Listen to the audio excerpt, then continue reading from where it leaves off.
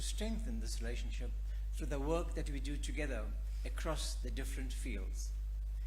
We currently have strong strategic partnerships with a number of US universities, including the New York University, Michigan State University, Fordham University, Cornell University, and Harvard Business School, amongst others, all of which build into our vision to be a leading research-intensive university in Africa, recognized internationally for our quality, relevance, and impact, and also for developing people, creating knowledge, and making a difference both locally and globally.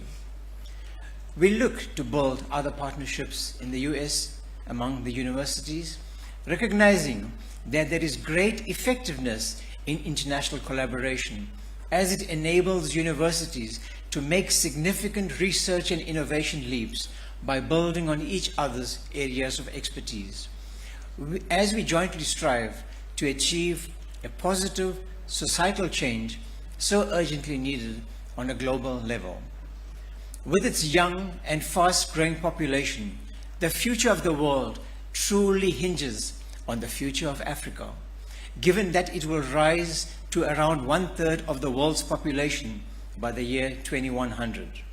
We therefore have a responsibility to ensure that the young path breakers of the African Knowledge Society are afforded the opportunity to be the best they can be, to become well-rounded, skilled, and ethical leaders across every sector who understand local and global challenges.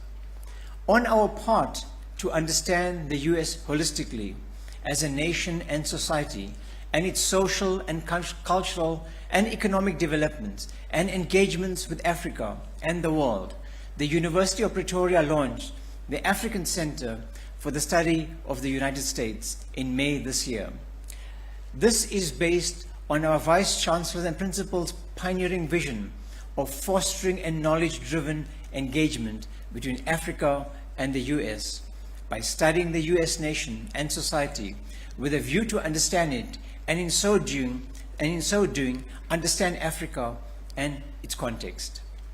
The founding director of the center, Professor Isike, is here today with us. We look forward to supporting the center to achieve its vision through collaborative work on issues of common interest between Africa and the US by promoting transdisciplinary research that matters, specialized education, and purpose-built offerings for targeted capacity building of Africa's young population, while producing dialogues that will contribute to building a better world by fostering intercontinental conversations on mutual challenges and innovations in commonly identifiable domains. In addition, the University of Pretoria is a proud recipient of 2 partnerships initiative led by Dr. Rakeshni Ramatar Prisel. One focused on strengthening the United States South Africa Higher Education Network that was seeded by the South African Department of Higher Education and Training. This is an excellent success story which demonstrates the impact of collaborations for change, which is geared towards strengthening student and staff exchanges between universities in South Africa and the USA. Such exchanges and collaborations have aided universities to develop new ways of responding to complex social, cultural, and economic and environmental problems by adapting educational approaches and scholarship to address a changing world order brought upon to us by the COVID-19 pandemic. We are proud to say that through this network, there has been a total of 50 exchanges and 44 publications emanating from this project. We are also proud recipients of the 2nd University Partnerships Initiative grant, which will host University Partnerships Initiative Summit.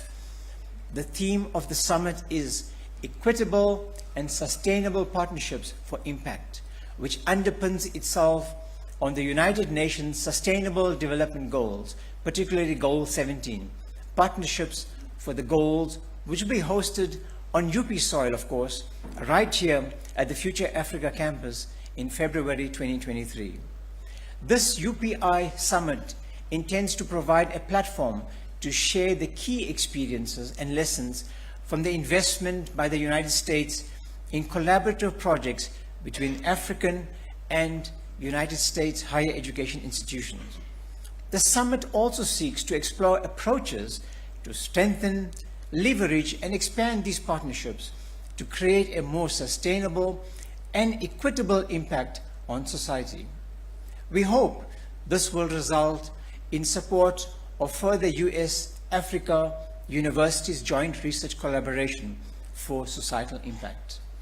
Ahead of Women's Day tomorrow in South Africa, we would like to affirm that we continue to make progress in terms of gender equity in the workplace with the recent appointments of, for example, our UP Chancellor, Justice C.C. Kampepe, Professor Mogalaga Fleischman as the Director of our Mamelodi campus, Professor Loretta Ferris as the Vice Principal Academic who has assumed her role, and furthermore, I can say at University of Pretoria, in our executive leadership, excluding the Vice Chancellor, of the 6 executives, 50% of them are women. The recent appointments demonstrate that we are intentional about correcting the wrongs of the past, and we will try wherever possible to ensure that women are treated fairly and without prejudice. Another achievement is the 57% total number of female academics and researchers at UP. This is a great stride and is testament of all our efforts towards creating an equitable workforce. But we need to focus our attention on improving the statistics, particularly among black female professors.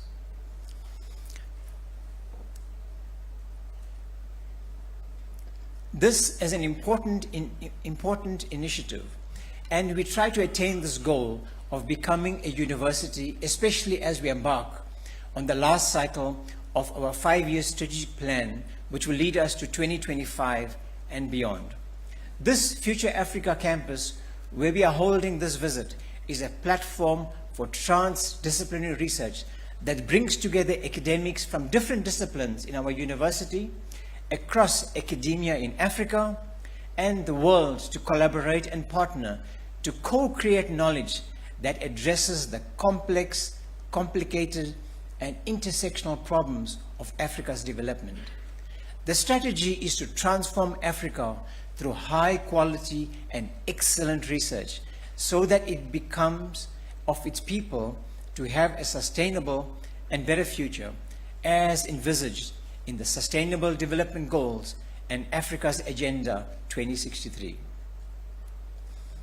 Secretary of State Blinken, Minister Pandor, and distinguished guests, as you can see through our Future Africa Research Platform, our university is committed in partnering to foster stronger collaboration with the aim of shaping and strengthening institutional capacity, innovation, knowledge exchanges, and access to infrastructures through partnerships. These are all important goals aligned to the university's strategic plan, and we look forward to continuing this conversation and others going forward. The future of Africa is in our hands, and collectively we can make an impactful contribution. Although we may have different opinions of different countries, but I think it's important for us to give each other our space to present our voices in a respectful and dignified manner. Distinguished guests, it is now gives me great pleasure to introduce our Honorable Minister Naledi Pandor, Minister of International Relations and Cooperation in the Republic of South Africa. Dr. Pandor obtained a BA in History and English at the University of Botswana some time ago in 1977, before leaving for overseas, where she subsequently graduated with an MA at the University of London. Back in South Africa, she was awarded an MA in Linguistics at Stellenbosch University in 1997. Before becoming the Minister of Education in 2004, Dr. Pandor was involved in educational issues in various ways. She taught English in both Botswana and London, and then lectured at the University of Botswana before joining the University of Cape Town in 1989 as a senior lecturer. She served as the Minister of Higher Education from February 2018 until May 2019, having previously held the post from 2009 to 2012. She was Minister of Home Affairs from 2012 to 2014, as well as Minister of Science and Technology from 2014 and 2018. Minister Pandor is also an alumni of the University of Pretoria, where she graduated in 2019 with her doctorate from the Faculty of Education on the topic, The Contested Meaning of Transformation in Higher Education in Post-Apartheid South Africa. Minister, welcome back to University of Pretoria. Ladies and gentlemen, please join me to welcome Minister Pandor to the podium.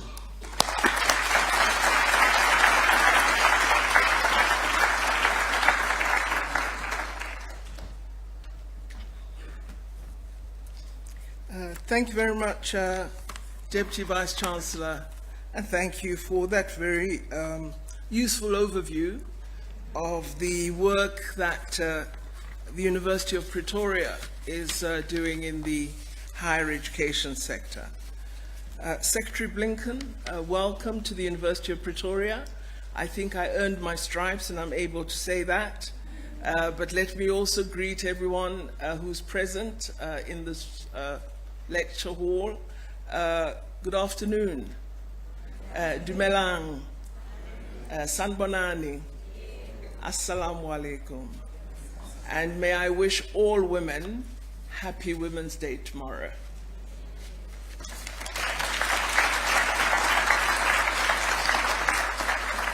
I ask you as you celebrate tomorrow to keep the people of Kenya in mind as they set about their 6th democratic election, and we wish that they will have a peaceful election which will be found to be free and fair at the conclusion of the count of the vote.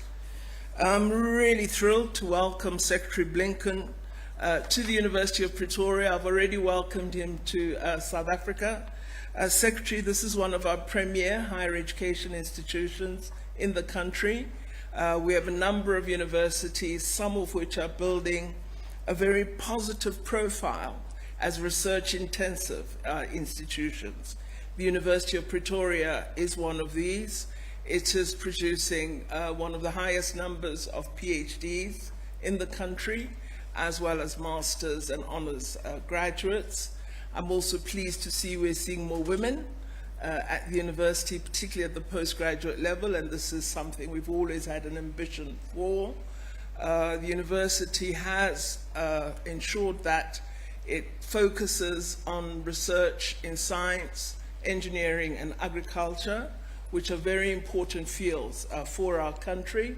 So it is from here that I hope the future innovators and leaders of South Africa will come.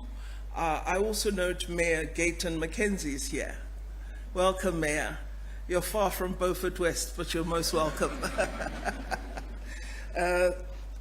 I thought I should perhaps share with the audience that South Africa is the largest trade partner of the United States of America in Africa. This is an important fact for us to place on the table, given our concern about job creation as well as business formation in South Africa. I've also been really pleased, Secretary Blinken, that in the initiative of securing $100 billion of foreign direct investment, American companies have been very responsive and have both agreed to new investment in South Africa, but acted on the promise, which I think is very positive. As I mentioned to you this morning, I would like to see more companies in our country because we do need higher economic growth. We need to find opportunities for young people in our country to form their own businesses, to become entrepreneurs, to get connected to the digital world, and to feel that they really have a place in our democracy and in our society. The unemployment of young people is one of the biggest challenges that our country faces, and if we do not address it successfully, it is, I think, a basis for very serious social conflict in South Africa. So we have no choice but to find a solution. And I think it would be important for us to look to the United States of America as one of the most powerful economies for the opportunities that we seek. As South Africa, we have friends all over the world, and we value those friends who help us achieve our objectives, because that's what friends should help you do. We have spoken in our wide-ranging conversation about our concerns about the plight of the people of Palestine, and we've agreed that much more should be done to ensure that they enjoy their just access to human rights and freedom, and that the United States of America has a very important role that it could play in this regard, and I look forward to our further conversations about what we do with respect to this particular challenge. We've also had conversations about how we might address the situation of insecurity on the African continent, which is a direct opposite to the kind of development we wish to see in Africa. We believe very, very clearly that it is only through peace and stability that we can focus on the security and development of Africa. And so we look forward to ending conflict on our continent. We look forward to joining in the fight against terrorism, which is a terrible blight, as we can see in Mozambique, where civilians are being murdered on a daily basis, where hundreds of thousands are displaced, and where we have had to deploy soldiers in order to provide assistance to the people of Mozambique. I think we also have agreed that we need to do more to end the world of uncertainty that we're living in at present, and that South Africa and the United States of America could together join hands in playing a greater role in the wider global search for peace and in attending to the troubling challenges that confront the world of climate change and the insecurity that results from that. We also do understand that the effects of climate change are part of the contribution to massive displacement of populations due to inadequacy of grazing lands, lands for agriculture, and other opportunities that communities should have. So it is urgent that we address the matters and effects of climate change. But we stress as South Africa that this response must be just and should acknowledge that we have responsibilities, all of us, but they are differentiated. We were not the primary cause. Those who are richest in the world bear the greater burden, and we ask them to exercise it. I would like to conclude by saying that higher education is an appropriate space for Secretary Blinken to make a statement about further development partnerships with the African continent that are being thought of by the United States of America. I say that because for many years I have been associated with various institutions in the United States that have firmly supported young people from South Africa to achieve undergraduate degrees, postgraduate degrees, and I also am aware of the early days of freedom when the United States Agency for International Development supported a very important tertiary education linkages program that supported historically black institutions to develop postgraduate capacity in academics, for academics in those institutions, and also ensured that we had investment in training of young people in universities such as Fort Hare, at the time Turfloop, before it became University of Limpopo, University of Zululand, and other institutions. So we don't disregard the contribution that has been made to the development challenges that we had to address at the inception of our democracy. And as we shared this morning, those challenges and the legacy of apartheid continue to bedevil our nation. But we are a resolute people. We continue to have belief in ourselves, and we have the view that with partners who have a genuine interest in our development objectives and priorities, that together we can work to achieve what we as South Africa seek to achieve for the people, not just of South Africa, but for the African continent. And given our interest in Africa, we're absolutely thrilled that you are here to deliver a statement that will set out the newly conceived strategy that the government of the United States of America has begun to frame with respect to the relationship with the African continent. So, although it's not written anywhere, it is my great pleasure, Secretary Blinken, to invite you to deliver your statement. Thank you.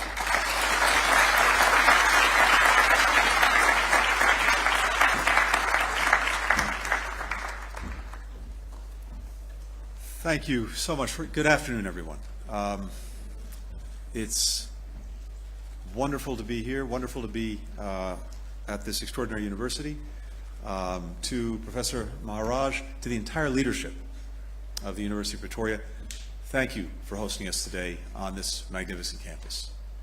And Madam Minister, my friend, Milady, thank you for that generous introduction, but thank you especially for the partnership that we've been building, not just between our countries, but actually between ourselves. It's something I value tremendously, and I thank you for it. Let me just take a moment at the start also to welcome someone else. Our Ambassador-designate to South Africa, Ruben Brigady, who will present his credentials to President Ramaphosa this week. Ruben, where are you? Right.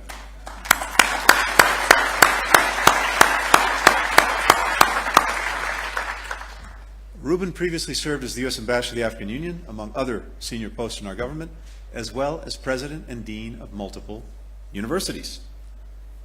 I can't imagine a better steward of the relationship between our nations.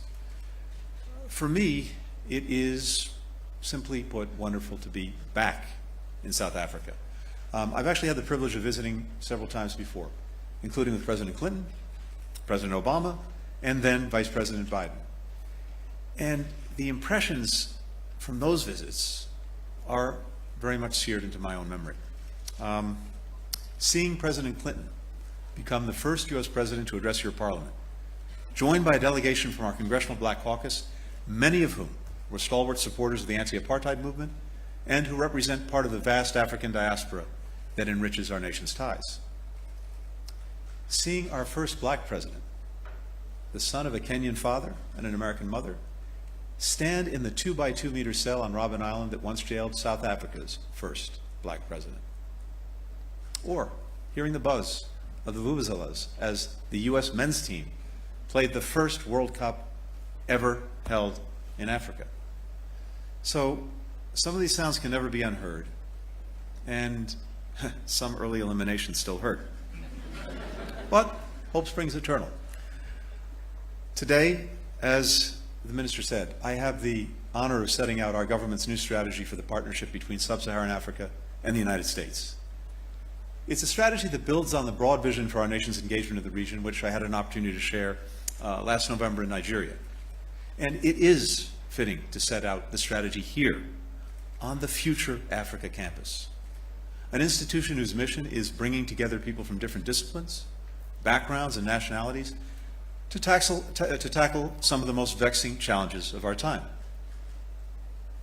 Our future depends on young people, like the scholars and practitioners who come here to study. And, as you've heard, by 2050, 1 in 4 people on the planet we share will be African. And it will shape the destiny not only of this continent, but of the world. It's also fitting because South Africa's struggle for freedom and the courage and sacrifices of those who led it continues to inspire people around the world. We know that in your nation, like ours, the long walk to freedom is unfinished. Yet the remarkable progress you've made is all around us. In 1956, 156 activists were rounded up for rallying support for the Freedom Charter, a document that had the audacity to claim that South Africa belonged to its people. When the treason trial began here in Pretoria, the accused included one of the Charter's drafters, Professor Z.K. Matthews, and a rising ANC activist, Joe Matthews, father and son, and grandfather and father to the woman who today serves as South Africa's Minister of International Relations and Cooperation, Dr. Naledi Pandor.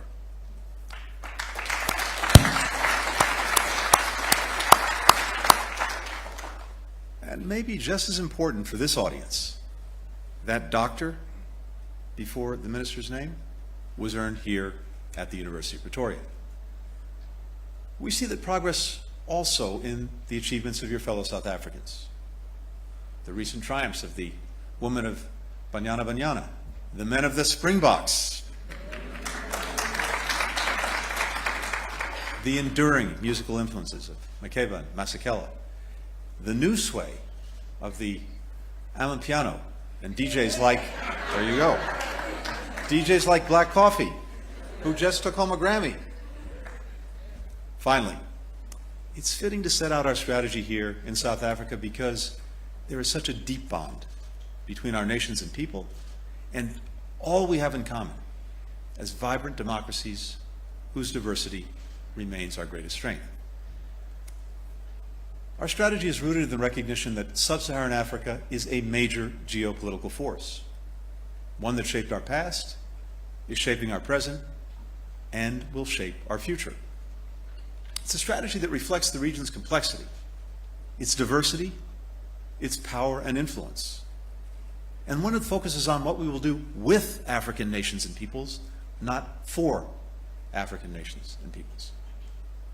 Put simply, the United States and African nations can't achieve any of our shared priorities, whether that's recovering from the pandemic, creating broad-based economic opportunity, addressing the climate crisis, expanding energy access, revitalizing democracies, strengthening the free and open international order. We can't do any of that if we don't work together as equal partners. So today, I'd like to focus on 4 priorities that we believe we have to tackle together, which are at the heart of the U.S. strategy for sub-Saharan Africa. First, we will foster openness, by which we mean the capacity of individuals, communities, and nations to choose their own path and shape the world we live in. When leaders of newly independent African nations came together in 1963 to establish the Organization of African Unity, the predecessor of the African Union, here's how they began their charter. Convinced that it is the inalienable right of all people to control their own destiny. It was a conviction born of the struggle of generations of Africans whose destiny had been determined by colonial powers. This inalienable right depends on a system of rules and principles, which Africans have helped forge over decades through their leadership in institutions like the United Nations and the African Union. And yet, too often, African nations have been treated as instruments of other nations' progress rather than the authors of their own. Time and again, they have been told to pick a side in great power contests that feel far removed from daily struggles of their people. The United States will not dictate Africa's choices. Neither should anyone else. The right to make these choices belongs to Africans, and Africans alone. At the same time, the United States and the world will look to African nations to defend the rules of the international system that they've done so much to shape. These include the right of every country to have its independence, its sovereignty, its territorial integrity respected, a principle at stake now in Ukraine. We believe that all nations should be able to stand up for the right of a country not to have its borders redrawn by force. For if we allow that principle to be violated anywhere, we weaken it everywhere. Openness also means creating pathways for the free flow of ideas, information, investment, which in the 21st century requires digital connectivity. So the United States is partnering with African governments, businesses, entrepreneurs to build and adapt the infrastructure that enables that connectivity. An open, reliable, interoperable, secure internet, data centers, cloud computing. That's what happened in March, when Mozambique became the first African country to license SpaceX's Starlink technology. That uses satellites to provide internet service, and it's going to help expand access and lower costs for people throughout the country's rural areas. Now, One reason internet service is so spotty in places like Mozambique is because providers rely on data centers that are hundreds or even thousands of kilometers away. We're working with African countries and businesses to change that. The U.S. Development Finance Corporation is putting $300 million in financing toward developing, building, and operating data centers across the region, including here in South Africa. We recently awarded a $600 million contract to build an undersea telecommunications cable that will stretch over 17,000 kilometers from Southeast Asia through the Middle East, the Horn of Africa, to Europe, delivering high-speed, reliable, secure connections for people across the continents. The way this infrastructure is built will reverberate for decades. After all, we've seen the consequences. When international infrastructure deals are corrupt and coercive, when they're poorly built or environmentally destructive, when they import or abuse workers, or burden countries with crushing debts. That's why it's so important for countries to have choices, to be able to weigh them transparently with the input of local communities without pressure or coercion. Now, for as long as they've had their independence, African countries have also recognized that the right of nations to chart their own path is bound up in ensuring the right of individual citizens to do the same thing. So this brings me to our second priority, working with African partners to fulfill the promise of democracy. The overwhelming majority of people across Africa prefer democracy to any other form of government. Even greater majorities oppose the authoritarian alternatives to democracy. More than 70% reject military rule. More than 80% reject one-man rule, according to the Africa-based polling organization Afrobarometer. African citizens want democracy. That is clear. The question is whether African governments can make democracy deliver by improving the lives of their citizens in tangible ways. That is a challenge that is not unique to Africa. It's one facing democracies in every part of the world, including the United States. And it's a problem that won't be fixed by maintaining the same approach. So, here's what we'll do differently.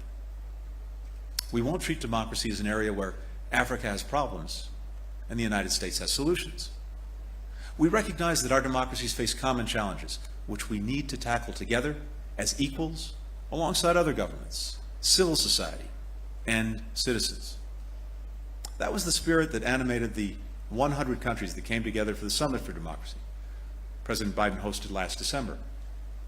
It will drive the African Leaders Summit that the United States will host this December for the first time since 2014, providing an opportunity to build greater momentum around tackling shared priorities.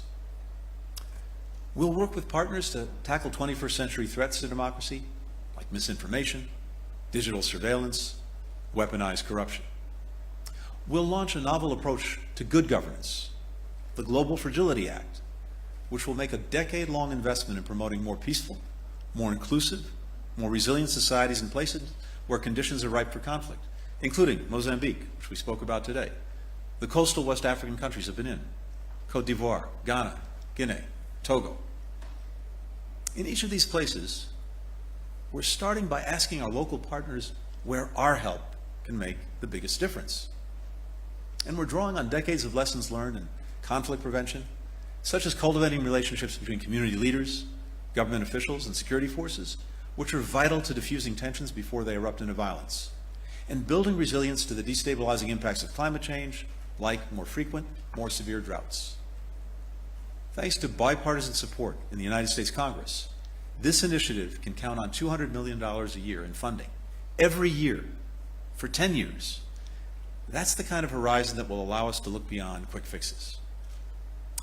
We'll focus on the connection between democracy and security. History shows that strong democracies tend to be more stable and less prone to conflict, and that poor governance, exclusion, and corruption inherent in weak democracies makes them more vulnerable to extremist movements as well as to foreign interference. That includes the Kremlin-backed Wagner Group, which exploits instability to pillage resources and commit abuses with impunity, as we've seen in Mali and the Central African Republic. The United States recognizes that African countries face real security concerns, and that countless communities are afflicted by the twin scourges of terrorism and violence. But the answer to those problems is not Wagner, it's not any other mercenary group. The answer is working to build more effective, accountable African security forces which respect people's rights and tackling the marginalization that often drives people to criminal or extremist groups. The answer is sustained diplomacy to end violence and open paths to peace. Diplomacy that's increasingly being led by African leaders, regional organizations, and citizens. African countries can count on the United States to support these efforts, as we've demonstrated through our engagement in places like Chad, Ethiopia, Sudan, Eastern DRC, which is a key focus of my visit this week. Finally, the answer is peaceful transitions of power through free and fair elections. African leaders are increasingly underscoring the importance of these transitions to regional security and prosperity. That includes ECOWAS, which is debating whether its 15 member nations should adopt a ban on presidents seeking a third term. Among the most outspoken proponents of the ban are the presidents of Ghana and Nigeria, both of whom are in their second term. Tomorrow, Kenyans will elect a new leader, and Angolans will follow suit later this month.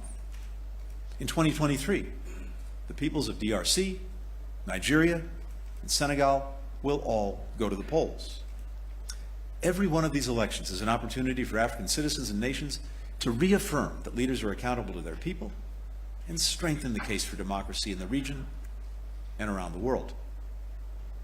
Third, we'll work together to recover from the devastation wrought by COVID-19 and lay the foundation for broad-based sustainable economic opportunity to improve the lives of our people. We know the pandemic has dealt a devastating blow to Africa. Lives lost, livelihoods shattered. More than 55 million Africans have been driven into poverty by the pandemic, setting back decades of hard-earned progress. The economic pain has been deepened by Russia's unprovoked war on Ukraine.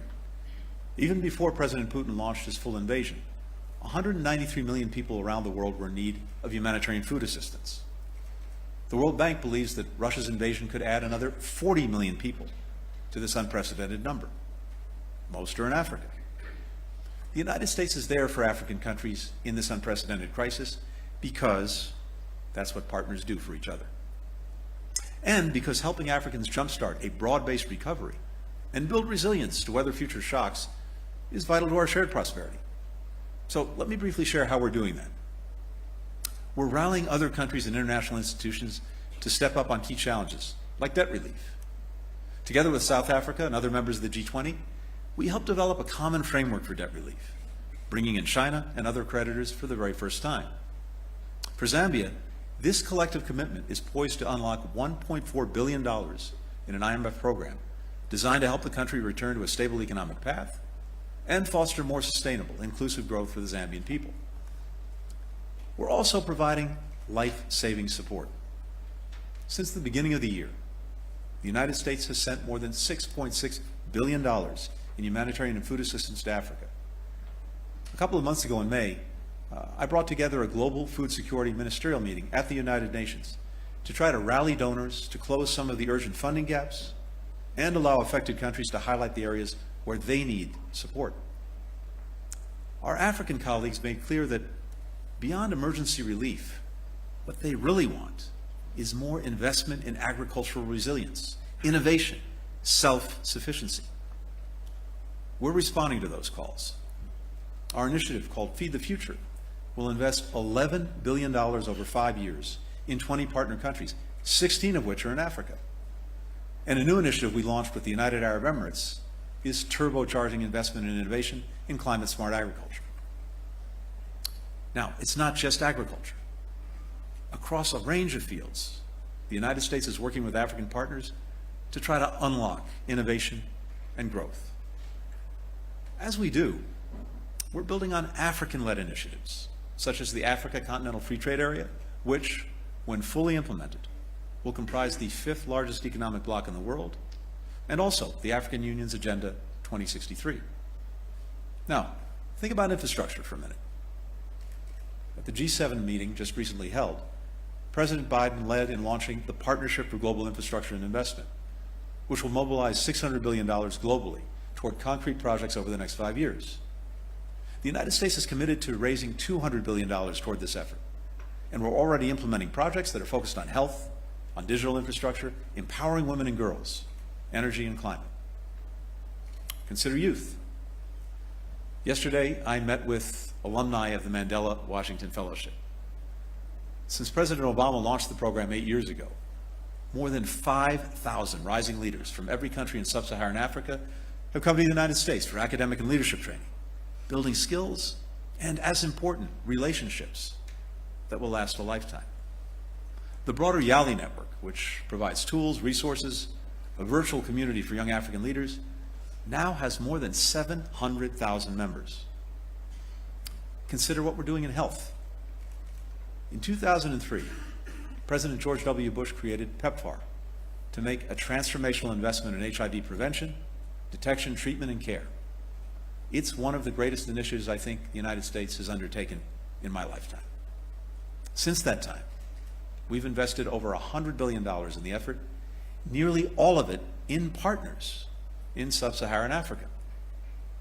Together, we have saved the lives of an estimated 21 million people. We prevented millions more infections, including 5.5 million babies born HIV-free. Now, think about that for a second. These are big numbers, and we talk about numbers, and it sometimes defies us really understanding what it's all about. Each of these numbers is an individual life, an individual destiny, an individual story. And thanks to this incredible work, those stories have continued, and they're going to contribute so much to the world that we share. Today, Pepfar supports 70,000 health clinics, 3,000 laboratories, 300,000 health workers, and countless DREAMS ambassadors who help keep adolescent girls and young women safe from HIV, including, I think, some who are with us today in this audience. These efforts are making a lasting difference in the lives of millions of Africans. That's what we've seen during the pandemic, when, in addition to providing more than 170 million doses of safe, effective COVID vaccines to African countries, free of charge, and with more to come, the health systems we've built together over decades have saved countless lives. Clinics that we built together attended to people with the most severe COVID cases. Community health workers we helped train have gone door to door, getting jabs into arms. Research partnerships that we've co-developed have led to breakthroughs in identifying new variants of COVID and treatments. Meanwhile, our partnerships with national and regional health institutions, like the Africa CDC, have helped detect and respond to new outbreaks, like our recent collaboration with Ghana to contain that country's first case of Marburg disease. And where the pandemic has also exposed gaps, we're working to address them together. Back in February, I brought together foreign ministers from 40 countries, including Minister Pandor, as well as multilateral bodies like the African Union. We put together a global action plan that defines key priorities like ensuring more equitable distribution of vaccines, and we set concrete targets. Then we divided up responsibility among our nations to meet those targets, drawing on our complementary strengths. And we're getting together regularly to make sure that we're tracking our progress. Together with South Africa, Indonesia, and other G20 members, we also stood up a historic new fund at the World Bank and the World Health Organization for pandemic prevention, preparedness, and response. This will be critical in providing sustainable support to strengthen the health security of countries and regions in need and break the cycle of crisis and neglect. We go through this every time. Major crisis, we rally, we mobilize. The crisis is over, we go back to business as usual. We can't afford to do that, and we won't. We've also heard the desire of African countries for vaccine self-sufficiency. We're working together to help you achieve it. In November, I visited one of the vaccine production facilities that we're helping support in Senegal. And just last month, the U.S. National Institution of Allergy and Infectious Diseases teamed up with Afrigen to share technical expertise on the development of next-generation mRNA vaccines, as well as therapeutics. And that is happening right here in South Africa. All of this collaboration is in our mutual interest because, as the pandemic has demonstrated, as long as any of us are at risk, all of us are at risk. That brings me to the final area where our partnership is crucial: leading on clean energy transition that saves our planet, adapts to the effects of climate change, and provides energy to power economic opportunity. The United Nations recognizes Africa as the most vulnerable region in the world to the effects of climate. Not too long ago, we had to imagine those effects. Today, we're living them. You saw it in April, when catastrophic flooding killed more than 400 people around Durban. Storms like the ones that caused those floods, they're now twice as likely to occur due to climate change. And that will only increase in frequency and intensity as the Earth continues to warm. As in the United States, the people who are already struggling are being hit the hardest. Now, I could not agree more with the Foreign Minister. Not all countries bear equal responsibility for this crisis. The United States has around 4% of the world's population. We contribute about 11% of global emissions, making us the second biggest emitter after China. Sub-Saharan Africa, which accounts for 15% of the world's population, produces only 3% of emissions. And, historically, major economies like ours took steps to develop that we're now asking others to forgo because we've understood the impact on climate. We recognize this imbalance places a greater responsibility on countries like the United States, both to reduce our own emissions, but also to help other countries make the transition to clean energy and adapt to a changing climate. That's why at COP26, President Biden committed to work with our Congress to dedicate $3 billion a year to help people in the most vulnerable countries adapt to the impacts of climate change. As home to 17 of the world's 20 most climate vulnerable countries, much of this aid will go to sub-Saharan Africa. And we will look to build on these and other efforts at COP27 in Egypt later this year. Now, leaders across Africa have made clear that while they're committed to doing their part to reduce climate change, they need greater and more reliable energy access to meet people's urgent needs and growing needs. We hear you. We know that this transition will not look the same in every country or community, that it will need to be tailored to individual capacities and individual circumstances. And the United States is committed to working closely with you as you determine how best to meet your specific needs for expanded energy access and economic development, as well as the climate targets that you've set. We're also committed to helping you support the workers and communities who will bear the greatest short-term costs of the shift to clean energy. All that is part and parcel of making what we call a just energy transition. But I think it's a mistake to think about climate only through the prism of threats, burdens, or to frame this as a choice between preventing a catastrophe and creating opportunities. We have a once-in-generations opportunity to expand energy access and create opportunities for Africans and for Americans. That's what President Biden means when he says, when I think of climate change, I think jobs. We're already showing how that can be done. In Ghana, we're working with partners to build West Africa's first hybrid solar hydro plant. It's going to improve reliability, reduce costs, and cut more than 47,000 tons of emissions every year. That is the equivalent of taking about 10,000 cars off the road. In Kenya, where 90% of the energy comes from renewable sources, U.S. firms have invested $570 million into off-grid energy markets, creating 40,000 green jobs. We're also working together to conserve and restore the continent's natural ecosystems, crucial to reducing emissions and preserving the continent's unique, extraordinary biodiversity. That means delivering real incentives for governments and communities to choose conservation over deforestation, not just pledges, because the lasting consequences of losing forests like the one in the Congo Basin, the world's first lung, they will be devastating and irreversible for local communities as well as for communities around the world.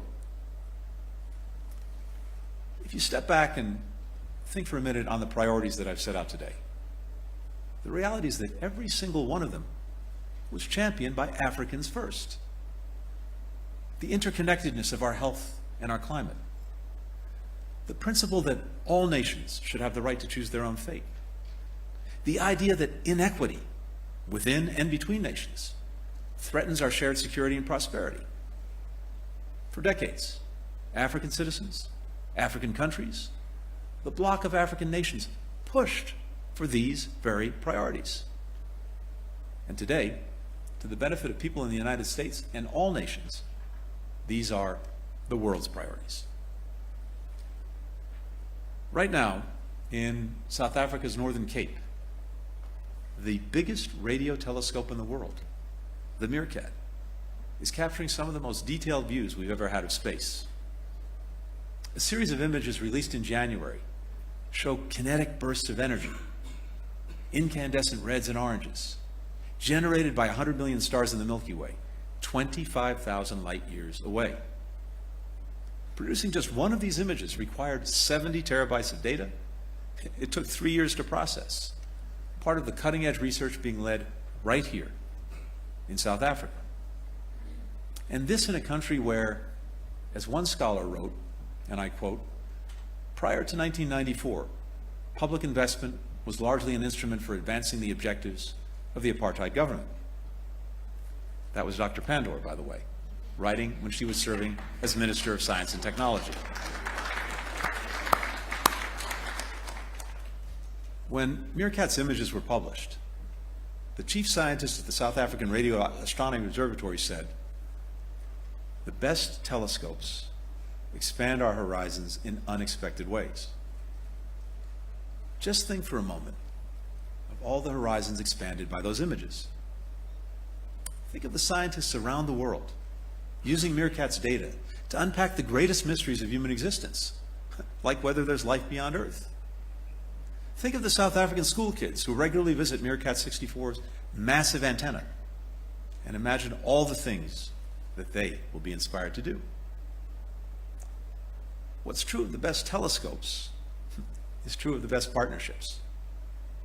They expand our horizons in unexpected ways. To solve problems, yes, but also to marvel, to explore, to inspire.